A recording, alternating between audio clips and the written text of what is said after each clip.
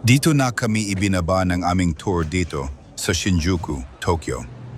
Isa sa mga DIY spots na una naming pinuntahan ay ang Tokyo Metropolitan Government Building.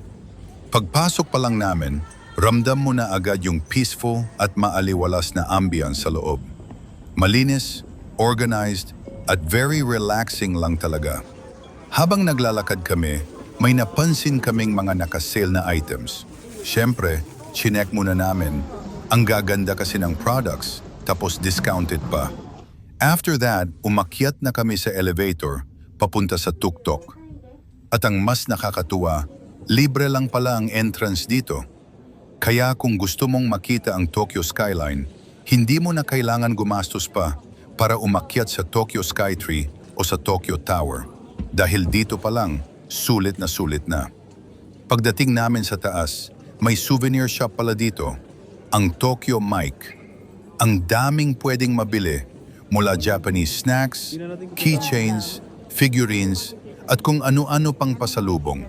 May kafe rin dito, kaya pwede kang magkape habang nagre-relax. Sa unang silip namin sa viewing deck, medyo maulap pa. Halos wala kaming makita sa labas. Kaya habang naghihintay, namili muna kami sa souvenir shop. Ako, bumili ako ng mochi at Torii Gate figurine bilang remembrance. Nakaka-enjoy talagang mamili dito kasi ang daming choices at hindi rin masakit sa bulsa.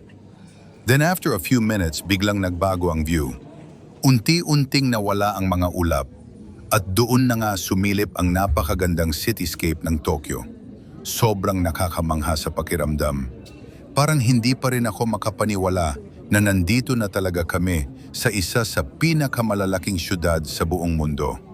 Habang tanaw namin ang napakalawak na Tokyo mula sa taas, parang feeling ko nasa mundo ako ng anime. Nagtagal din kami ng ilang minuto doon. Nagmasid, nagpicture, at in-enjoy lang ang moment.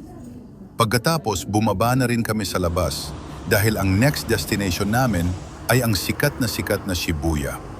Tara, samahan niyo kami sa susunod na stop.